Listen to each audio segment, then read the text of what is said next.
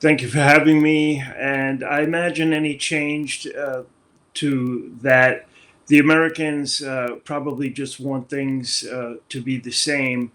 However, we do hear about the U.S. troops maybe moving to Erbil in more larger numbers, and this is going to be to protect Iraq in the north and Kurdistan from any threats, especially ISIS. And there will also be troops kept in the Baghdad area as well.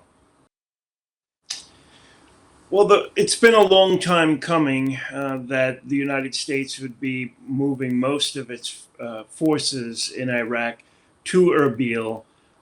This mostly is to protect the stronger ally, Barzani, a very close U.S. Supporter and ally, Barzani and his son. We still have Syria, which is very unstable. There are members of ISIS and ISIL still, which can be a threat to northern Iraq. Also, the remaining troops that are at Assad Air Base or even in Baghdad, they are potential targets for Tehran. We want to deny Tehran, the Iranian government, to have any kind of a victory whatsoever if they are to shoot any missiles at our troops there. There will still be troops, American troops, in Baghdad, but I believe it will be maybe 75% less, and those forces will be moved to Erbil to deny the Iranians to target them. I imagine the Iraqi government will do everything they can to assist against further attacks. This is more than likely the other reason why we are putting more U.S. troops in Erbil to prevent that. But I'm sure the Peshmerga, as well as the regular Iraqi forces, will be working to stop that.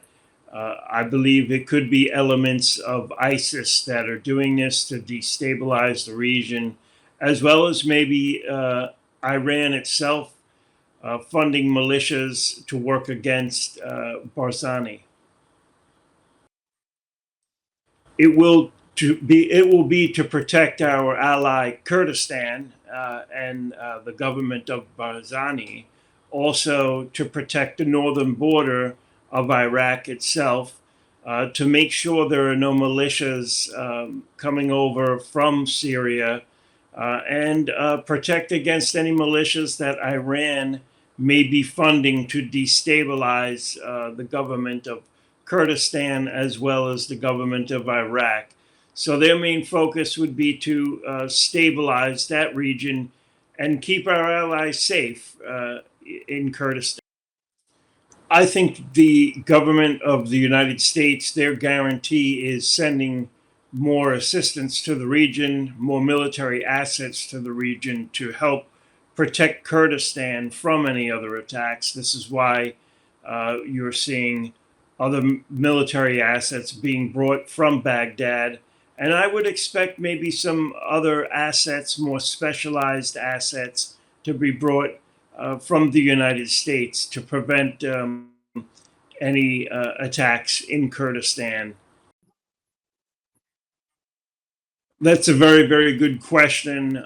It is always possible for Israel to attack any terrorist group that they perceive to be a threat to them. I don't think Israel considers the government of Iraq an enemy at all, or the people itself, and including the people of Kurdistan. But there may be militias operating near the border, closer to Israel, that may be a threat to Israel. So it is very possible that Israel could strike within Iraq, but only at militias that are targeting Israel either through missile attack or any other form of way of hurting Israel. Well, I don't expect Israel to attack unless there is some kind of a specific reason to do so. If there is a militia that has said they are going to attack Israel, then I would expect Israel to respond. Right now, Israel is on a war footing. They are finishing up their military operations in Gaza.